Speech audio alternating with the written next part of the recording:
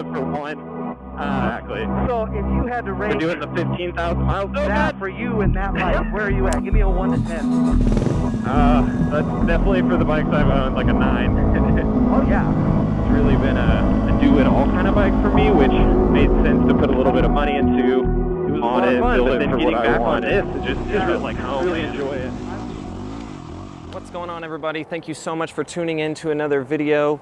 Today we are doing a bike review of my personal 2015 WR250R.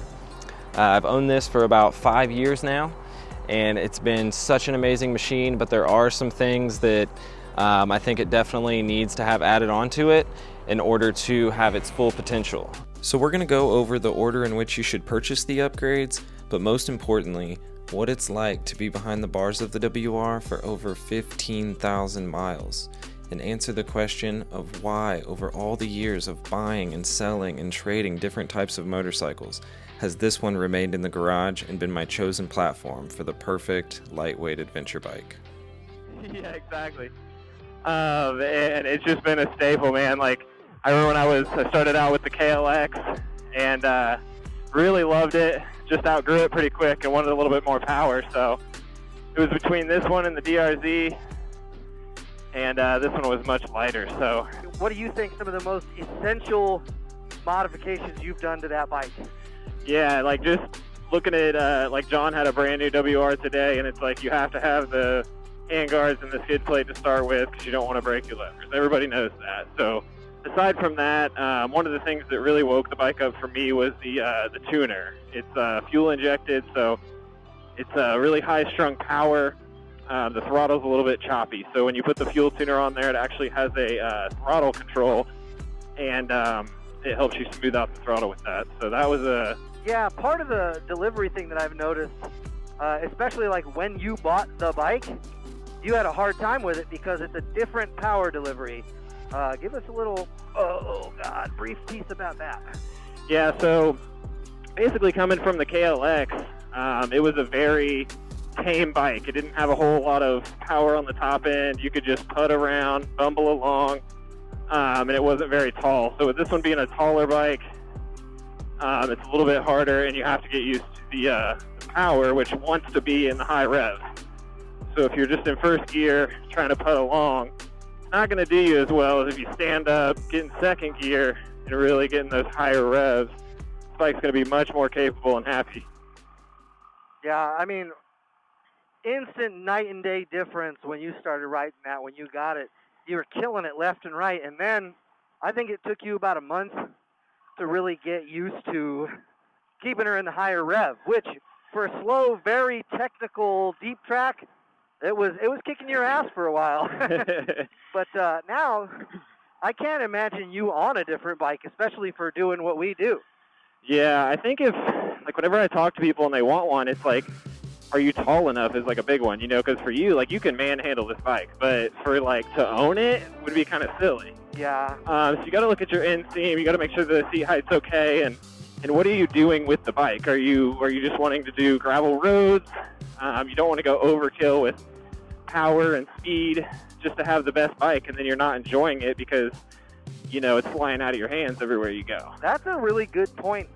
Most people, and even there's been people that on our last review video, like, you know, that bike doesn't compare to an Africa Twin or a BMW. And which, you know, you're correct.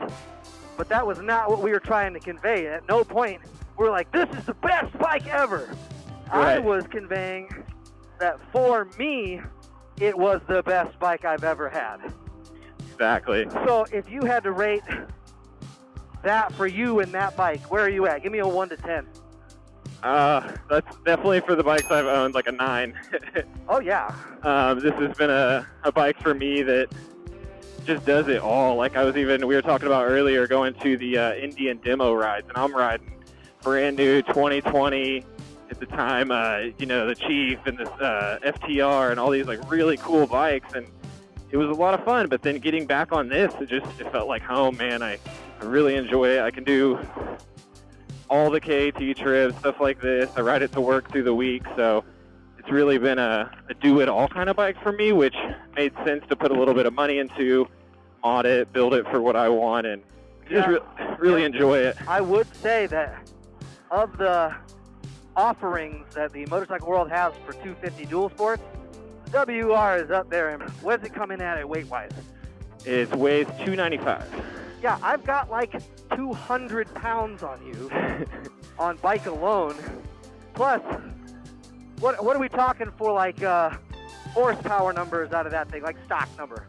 The stock horsepower, I believe, is 29. So round it up to 30. It's all in the rev range. Something like that WR, even though it's just over half the size of the Himalayan's 411, it's going to smoke me every time. Oh, yeah. It's a far more technologically advanced machine than the Himalayan. Right, and you know, one of the other things I just thought of was the gearing. Like, when you get the bike, it comes a little tall, so it runs about 90 on the top end, and you can change the sprocket, go, I think it's like 2 to 3 teeth bigger on the back, and that puts you in this sweet spot where I can cruise around on trails like this in second gear.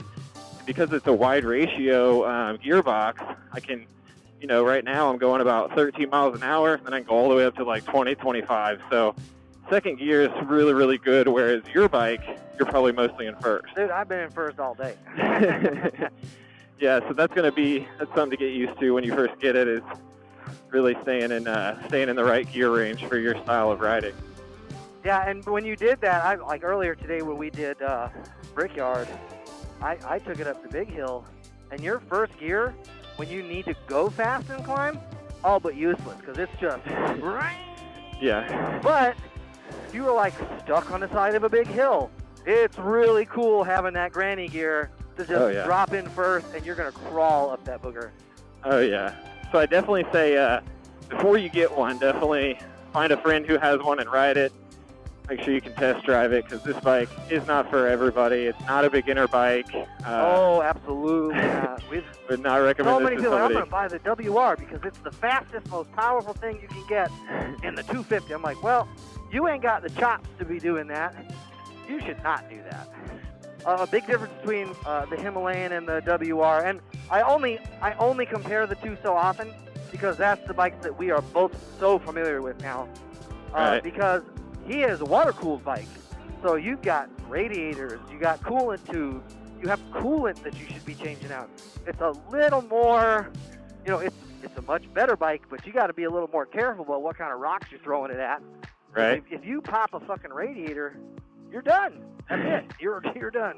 Yeah, and me and you both know with mine, we actually have a radiator guard on it that is bent from having a really bad crash on the rocks on one of our first trips. So that goes in with the skid plate and the hand guards. Definitely get you a radiator guard. Protect that thing, because you do not want that leaking on the trail. But I mean, you've had it for, what you said, 5 years, 15,000. What kind of maintenance are we talking? Any major things you've had to repair? Yeah, so knowing this review was coming up, I was thinking about pros and cons, right? And there were very little cons, and I was like, I haven't even done anything outside of oil changes, tires, coolant, spark plug, you know, all the basic stuff. There hasn't really been any surprises with the maintenance. You got 27,000 miles for your valves, 3,000 mile oil changes. And I will say, as a side note, adventurers, the reason you have that valve interval so high like that is because they have titanium valves. So they're not going to wear down or wear out or swell up nearly as much as a standard hardened steel valve. Like, that's unbelievable. They put some nice valves on there, some good suspension, and that's going to be your, you know, $2,000 to $3,000 extra from the other DualSports. So as a comparison, when I saw the WR come out, I was like, yeah, it's a little tall for me, but it's a really, really, really, really great bike. I love it. If I were taller, I'd probably be on one. So when Honda released, their CRF 450L or whichever one came out that everybody bought, thinking it was going to be the unicorn, dude, the maintenance schedule on that is insane. Because they built it off of a race bike engine, and the tuning is all wrong. Ooh, for a DualSport. Yep. It was just terrible. I've ridden them a couple times. I've worked on a few customer bikes. and I do not like them. Again, I said in the last video that I'm a Honda super fan. Honda can almost do no wrong for me. But that bike, that just missed the mark so big. They kind of came back with that 300. Pretty good contender there. But I really think now that your WR is getting old, like it's an old bike now. Not just yours in general, but the model. When did they start selling that? The WR started out in 2008. They just discontinued it. So God, that's a good long run.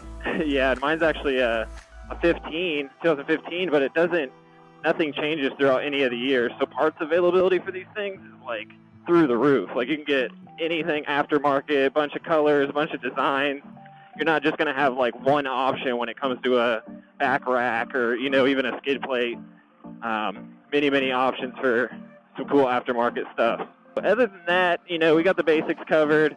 There is, jump. Nice.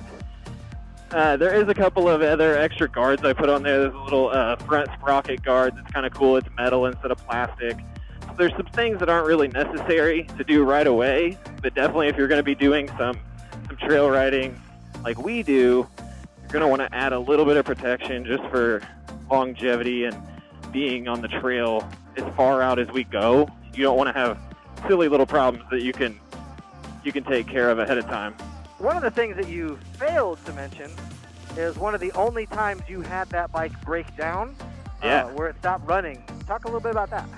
So we had a time where the bike just wouldn't start. When you turn the key, you can hear the fuel pump priming, and that wasn't happening, so it made me think it was the fuel pump. So we actually replaced the fuel pump.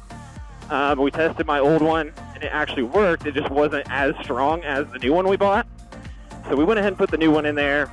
Unfortunately, we still had the same problem. So then I started chasing wires and taking some things apart, and it actually ended up being just a corroded wire in one of my relays. So all I had to do was pop that out, put a new wire in, and it was fixed. And that honestly could have been me just driving it through a whole bunch of rivers on the KT trips. You know, that's not necessarily Yamaha's fault. So I wouldn't knock the bike for that one, but it was nice to know that it was something so simple and not. Yeah, it was simple, and because of how simple that bike is, the wiring harness is not very complicated. It was relatively easy to track down. Right. Like as far as fuel injected bikes go, they got a few more wires than the others. Oh yeah. And another thing was that we thought it was the lighting. This thing has got some old halogen bulbs in it. It comes with a big old ugly tail thing on it. So ooh, yeah. Tail light. we're gonna pop that up right here. Boop. Look at that thing. Ooh. Terrible. Jesus. Terrible. The headlight is not bright at all. We actually added. It's the age of, they were still running an incandescent halogen. You know what I mean? Oh yeah. But plenty of aftermarket headlights. So yeah, again, not a hard bike to modify to fix that problem. Of all of our friends and stuff like that, a few of them own them, and I see them like they're clapped out. Like, what did you do to that poor thing? Because what we're doing is not the easiest riding. Yeah. You're not the top mechanic that's going to catch every little thing. And this thing runs perfect for the last 5 friggin' years. Yeah, and like I said, I don't do anything outside of lubing the chain, oil changes, changing the coolant, you know, basic stuff. So we're going to refer to that as the ADV channel's favorite phrase, low main. Low main. Trying to get some of that low main. All right, hopefully this video helped you understand a little bit more about the WR250R, what it's like to own it long term, and if it's the right bike for you. I really appreciate you all for sticking around till the end. Don't forget to like, comment, and subscribe, and we'll see you guys on the trail.